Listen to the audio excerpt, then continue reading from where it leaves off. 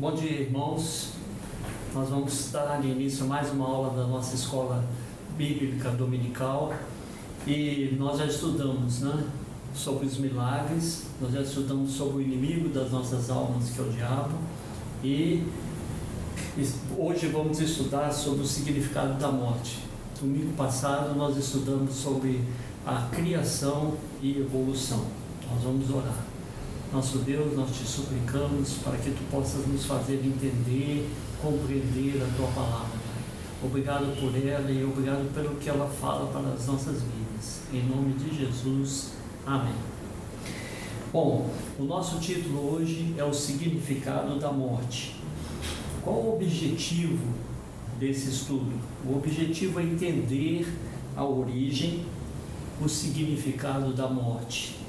Nós precisamos também ver a distinção que existe entre a morte do cristão e a morte do incrédulo.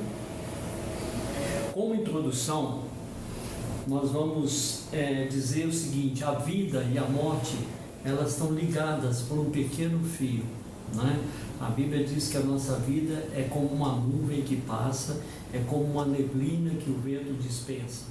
Então, esse fio, ele é muito fininho, que liga a vida e a morte. Nós sabemos que tem gente que vive com temor excessivo da morte, e tem outras pessoas que não se preocupam. Fala assim: eu tenho saúde perfeita, sou jovem, não preciso me preocupar com a morte. Mas a gente sabe que a morte, ela está ao nosso lado. Nós vivemos esses dias atuais de pandemia em que a gente tem visto falar demais de morte, Mas o importante é a gente saber como nós estamos vivendo, como é a nossa vida atual, como nós estamos preparando a nossa vida para o dia da nossa morte. Nós vamos ver a origem da morte, como surgiu a morte. A morte é sempre anormal, ela é intrusa. A sua espera é sempre inesperada. É um visitante indesejável. É o inimigo a ser vencido. Nós sabemos que Deus criou o homem, Adão e Eva. Criou o ser humano, Homem e mulher. E os colocou no jardim do Éden. Deus deu ao homem ordens específicas, manteve com esse homem e com essa mulher uma comunhão diária, Deus estava ali junto deles, e também lhe deu a liberdade de escolha. Olha que coisa interessante, Deus mantendo comunhão com o ser humano, Deus dando liberdade ao homem para escolher, e Deus dando trabalho e ordens específicas para este homem.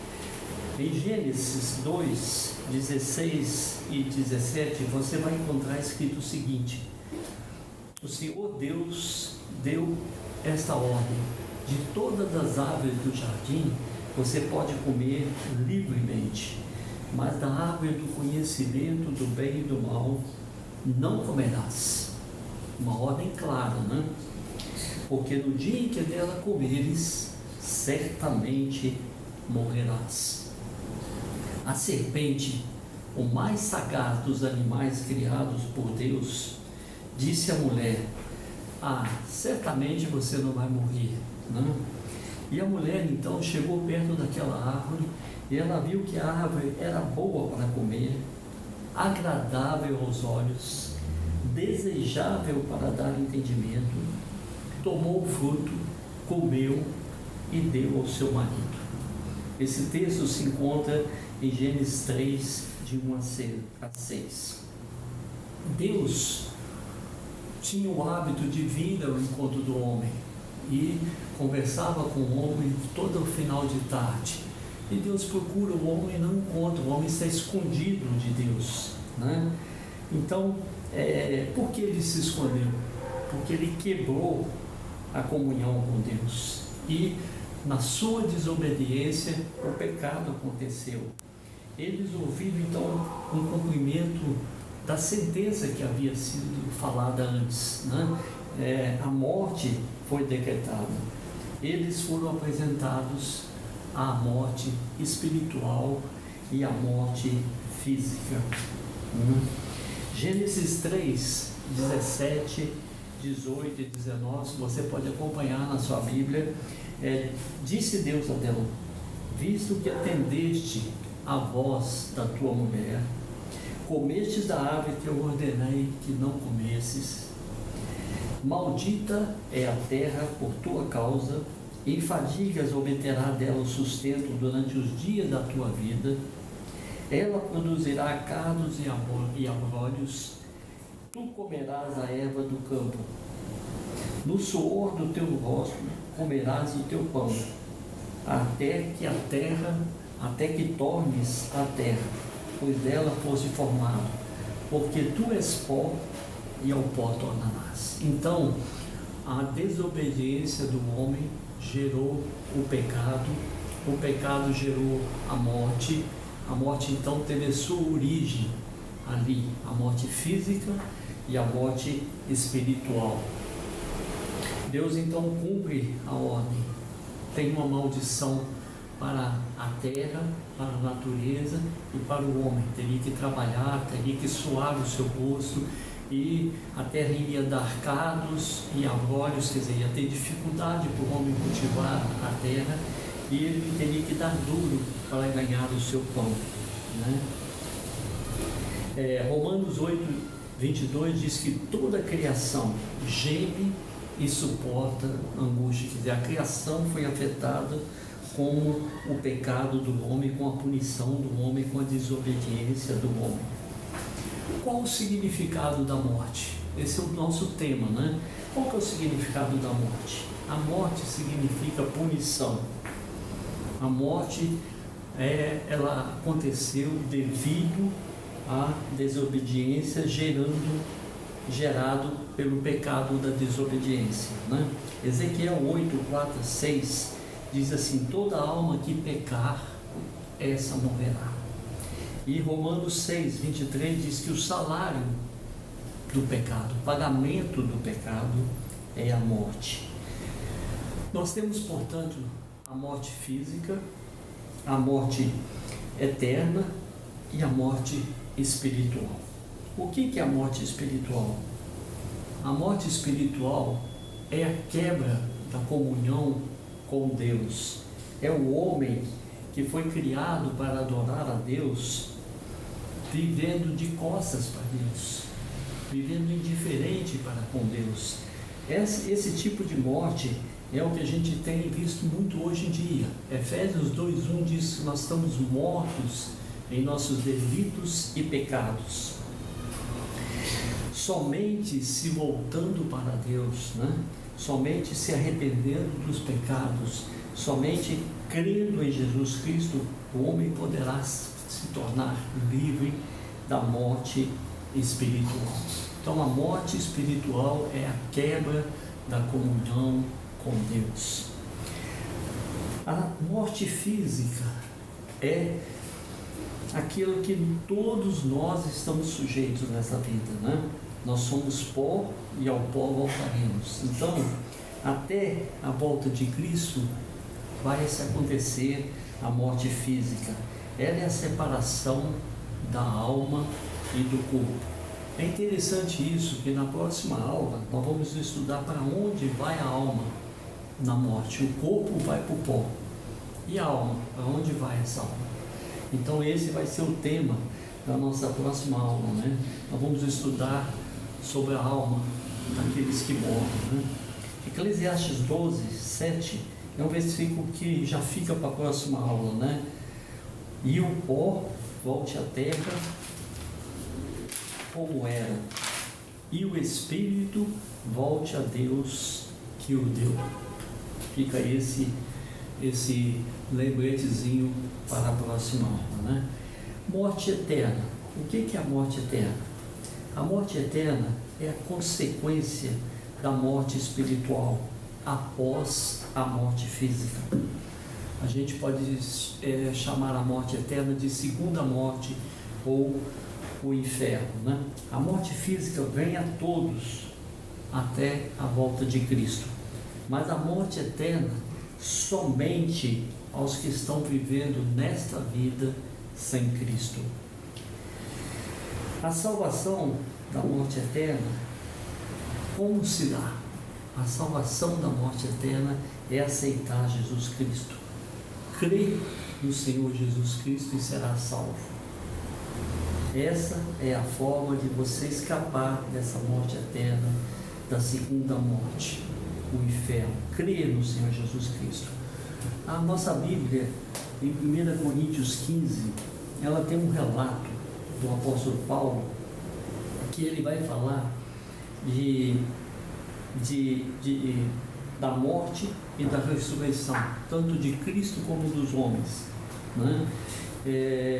Em 1 Coríntios 15, 21 a 22, nós vemos que por meio de um homem veio a morte, por meio de Adão, e por meio de um homem veio a ressurreição dos mortos, Jesus Cristo. Então, a morte veio por Adão e a vida veio pela ressurreição de Jesus Cristo, pela morte e a ressurreição de Jesus Cristo.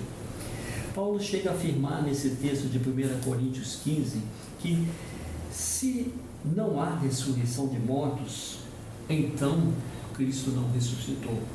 Se Cristo não ressuscitou, é vã a nossa pregação e vã a nossa fé. Se a nossa esperança em Cristo se limita apenas a essa vida, nós somos os mais infelizes de todos os homens. Esse texto ainda de 1 Coríntios 15, no versículo 26, ele nos diz que o nosso último inimigo a ser derrotado é a morte. E Paulo, no versículo 55, ele fala uma coisa muito interessante. Ele faz duas perguntas. Onde está, ó morte, a tua vitória? Onde está, ó morte, o teu aguilhão? Paulo sabe que Jesus Cristo venceu o diabo e venceu a morte com a sua morte e a sua ressurreição. Mas para nós a morte continua sendo o nosso último inimigo a ser vencido. O aguilhão da morte, né? Paulo pergunta, onde está, ó morte, o teu aguilhão? O aguilhão da morte é o pecado. Vocês sabem o que é aguilhão? Né? Aguilhão é uma vara com uma ponta de ferro bem afinadinha, que as pessoas cutucavam os bois, né? Das caminhadas dos bois, eles iam cutucando com aquela vara. Então a morte é para nós isso aí, é alguma coisa que nos cutuca, que nos incomoda, que nos faz ver que nós somos muito pequenos, muito dependentes, muito carentes da glória de Deus. Vendo isso, gente, vendo a origem da morte, vendo o significado da morte, qual a conclusão que a gente pode chegar com esse nosso estudo? A conclusão: Cristo, o Deus que se fez homem, morreu e ressuscitou pelos nossos pecados, e Ele vai voltar. Então, Cristo, o Deus que se fez homem, morreu, ressuscitou pelos nossos pecados, morreu e ressuscitou pelos nossos pecados, e Ele vai voltar, né? E agora nós vamos ver 4 textos em Apocalipse. Quem quiser abrir sua Bíblia, Apocalipse 1, 17 e Apocalipse 1, 18. Jesus vai dizer o seguinte: eu sou o primeiro e eu sou o último, aquele que vive. Estive morto, mas eis que estou vivo, pelos séculos dos séculos. Tenho as chaves da morte e do inferno. Olha que afirmação de Jesus, né? Ele é aquele que vive pelos séculos dos séculos. Esteve morto, mas agora vive. E ele tem a chave da morte e do inferno. Apocalipse 2,11 diz assim, agora ele está falando para a igreja: quem tem ouvidos, ouça o que o Espírito diz às igrejas. O vencedor de modo nenhum sofrerá o dano da segunda morte. Quer dizer, o vencedor, aquele que crê nele, jamais sofrerá o dano da segunda morte, a morte eterna, o lago de fogo. Isso é muito significativo, né? Jesus é a solução. Ele tem a chave da morte e a chave do inferno. Aquele que crê nele jamais vai passar pela segunda morte, pela morte eterna. Apocalipse 20, 10, 14 e 15. Apocalipse 20, 10, versículo 10, 14 e 15 diz o seguinte: o diabo, o sedutor deles, o sedutor do mundo, foi lançado dentro do lago de fogo e enxofre, onde já se encontram a besta e o falso profeta, e eles são atormentados, serão atormentados dia e noite pelos séculos do século. O diabo e a sua trindade, a besta e o profeta. O diabo, a besta e o profeta, a trindade satânica, né? Já foi lançado para dentro do lago de fogo. O lago de fogo e enxofre, e vão ser atormentados pelos séculos dos séculos. Ainda nesse texto diz que a morte e o inferno foram lançados para dentro do lago de fogo também. Esta é a segunda morte, o lago de fogo. Olha que coisa interessante, gente. Está escrito aí nesse versículo: se alguém não foi achado inscrito no livro da vida, este foi lançado para dentro do lago do fogo. Então, meus irmãos, você tem a chance de evitar a segunda morte crendo no Senhor Jesus Cristo enquanto você tem vida, enquanto você está aqui vivo, né? Enquanto você está vivendo a sua vida. Faça isso, creia no Senhor Jesus Cristo para que você tenha vida. Apocalipse 21, 1 a 5 e Apocalipse 22, 1 a 5 diz o seguinte: vi novos céus e nova terra. O primeiro céu e a primeira terra passaram, o mar já não existe. Vi a cidade santa, a nova Jerusalém. Ouvi uma voz: eis o tabernáculo de Deus com os homens. Deus habitará com eles. Deus mesmo estará no meio deles. Que promessa maravilhosa, né? Deus fazendo novos céus, nova terra. E o mais importante é que Deus habitará no meio do seu povo.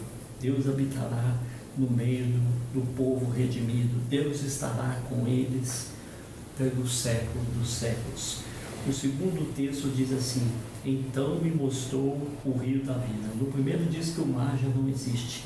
No segundo diz que existe o rio da vida, brilhante como cristal.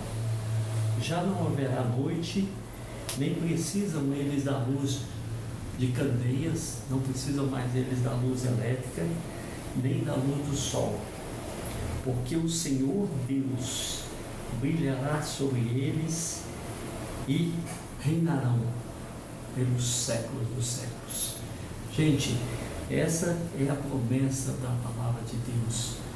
Enquanto a vida, creia no Senhor Jesus Cristo, para que você possa participar desse novo céu, dessa nova terra e ter essa comunhão com Deus restabelecida, né? Ele habitando no meio do seu povo, você estando junto dele e reinando pelos séculos do século. Que Deus possa nos abençoar e que você entenda essa palavra e que você realmente tenha a vida em Jesus Cristo, a sua vida voltada para Ele, em nome de Jesus. Amém.